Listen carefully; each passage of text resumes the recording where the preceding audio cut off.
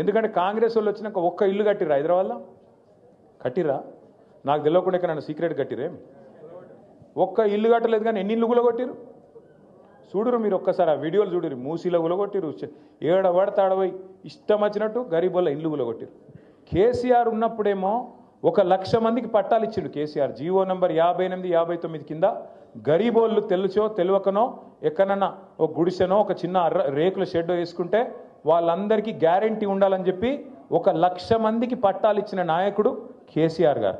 అదే ఈ రేవంత్ రెడ్డి ప్రభుత్వం వచ్చినాక తప్పకుండా నాకు తెలిసి కొన్ని వేల ఇండ్లు కూలగొట్టిరు. కొన్ని వేల ఇండ్లు హైదరాబాద్లో కూలగొట్టింది రేవంత్ రెడ్డి ప్రభుత్వం. ఇందిరమ్మ రాజ్యం అంటే ఇండ్లు కూలగొట్టుడా?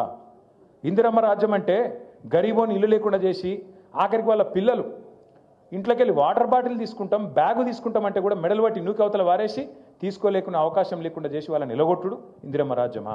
గరీబోళ్ళకు వ్యతిరేకంగా ఉండే ఇందిరమ్మ రాజ్యమా? ఈ మాట మనం చర్చలు పెట్టాలి. మీరిగిన పొరపాటున కాంగ్రెస్కి ఓటేస్తే మీ ఇల్లు మీరు కూలగొట్టమని లైసెన్స్ ఇచ్చినట్టే అవుతుంది. మరి మీ ఇష్టం.